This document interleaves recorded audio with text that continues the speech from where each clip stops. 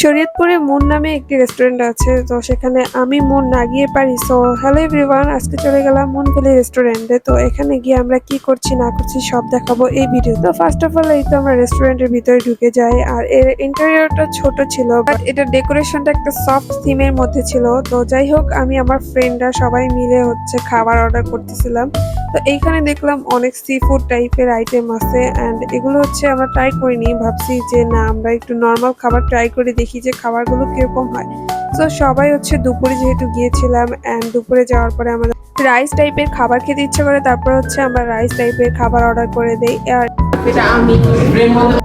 তারপরে একটু মনের সাথে ঢং টং করি, ছবি টবি তুলি। আর এখানে আমি বলতেছিলাম আমরা দুইজন একরকম রে, জাস্ট কিডিং। যাই হোক, তারপরে আমার একটা হেয়ার ব্যান্ড পরার কথা ছিল, বাট আমি সেটা ভুলে যাই। তো যাই হোক, আমি এখানে এসে সেটাকে সেট করি। আমি আমার কুর্তির সাথে ম্যাচ করে এই হেয়ার ব্যান্ডটা পরেছিলাম।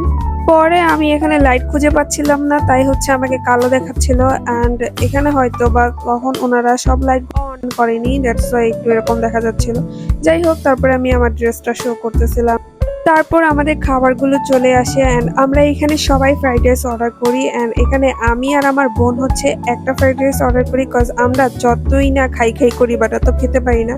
তোমরা হয়তো বা খাওয়ার ভিডিও দেখলে অনেকেই মনে করো গাইজ যে আমি অনেক খাই, বাট রেস্টুরেন্ট বা বাইরে কোথাও খেতে গেলে আমি সেরকম খেতে পারি না। আমি অনেক খাওয়ার চেষ্টা করি, বাট খেতে পারি না। কিন্তু তোমরা ভিডিওতে কিছুটা ক্লিপ দেখেই মনে করো যে আমি অনেক খাই।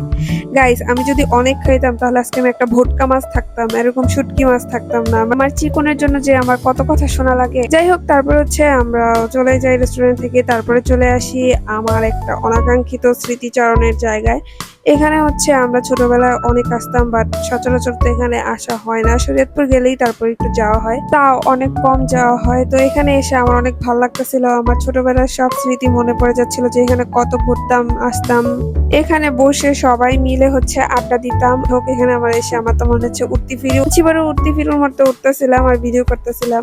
এই জায়গাটা কে কে চিনো আমাকে কমেন্ট বক্সে জানাইও, তোমরা কে কে আসো এই জায়গায়। অবশ্যই এই জায়গায় যারা নড়িয়া কলেজে পড়ে তারা বেশিরভাগ আসে।